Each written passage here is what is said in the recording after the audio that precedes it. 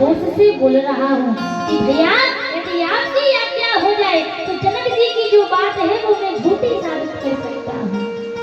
अच्छा, जनक जी भी जानते थे कि जब तक लक्ष्मण जी नहीं उठेंगे जब तक राम जी उठने वाले नहीं हैं, क्योंकि राम जी है झंडा और लक्ष्मण जी है डंडा, और झंडा ऊंचा कब रहता है, कहा जब डंडा उठाओ, और डंडा ही नीचे हो तो झंडा ऊंचा कैसे रह सकता है।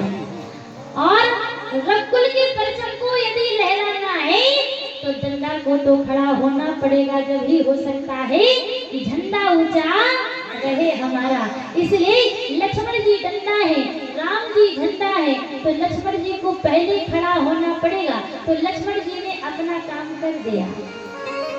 विश्वामित्र जी ने कहा क्यों लक्ष्मण, क्या विचार है, धनुष तोड़ना चाहते हो?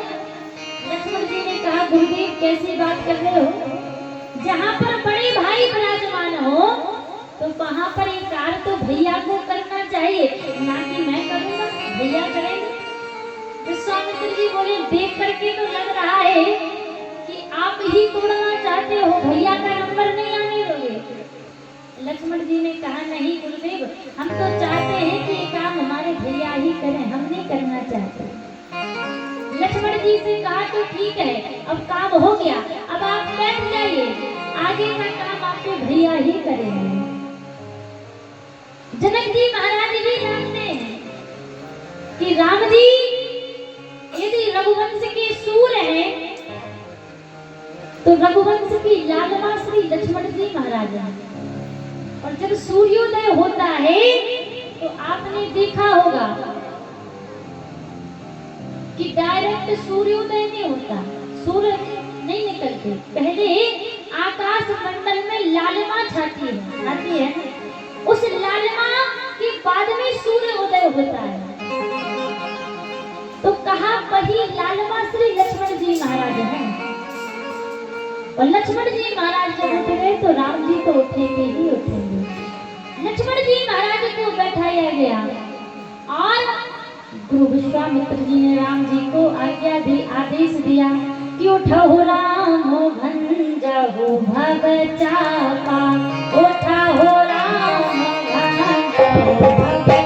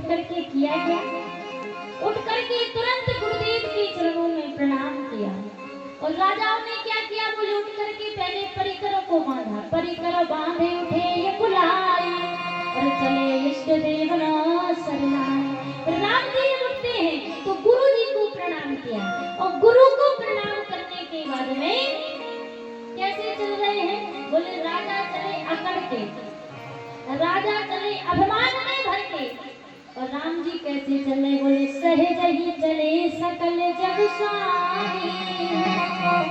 बिल्कुल विनम्र होकर के, विनम्रता को साथ में लेकर के हमारे राम जी चल रहे हैं। मानो बता रहे हैं यदि विनम्र होकर के रहोगे तो संसार में आपके काम को कोई टालने वाला बना नहीं है।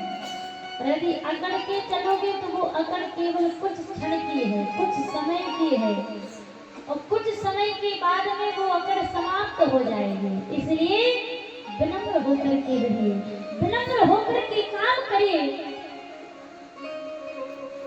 तो संसार में सारे काम आपके सफलता पूर्वक होते जाएंगे। राम जी जब चले तो पीछे जो राजा है वो भी बोल रहे हैं, अरे इतने बड़े बड़े राजा नहीं तोड़ पाए, तो एक दो सुकुमार उठ करके जा रहे हैं, क्या ये तोड़ लेंगे?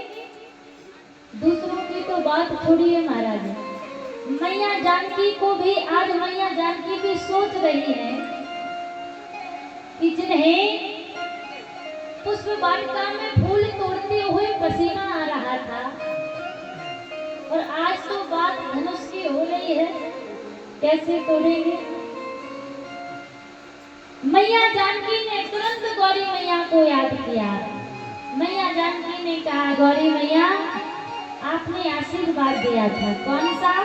मैया गौरी ने पुष्प वाटिका में मैया जानकी को आशीर्वाद दिया था कि मन जाहि राज हो मिलै सोबर सहज सोनर सावन। मन जाहि राज मिलै सोबर सहज सोनर सावन। करुणा निधान सुजानती जनेह जान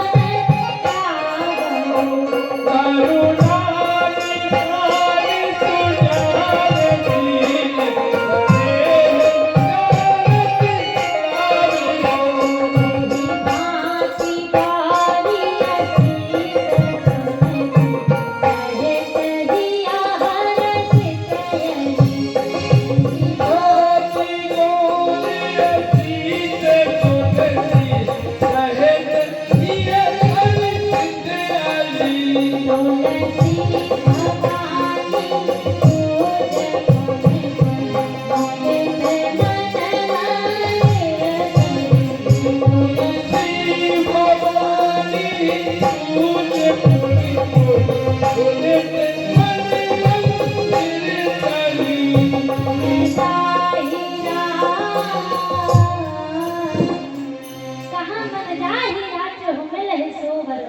सहित सुंदर सागरो, जो आशीर्वाद दिया था ना, आज वो आशीर्वाद को पूरा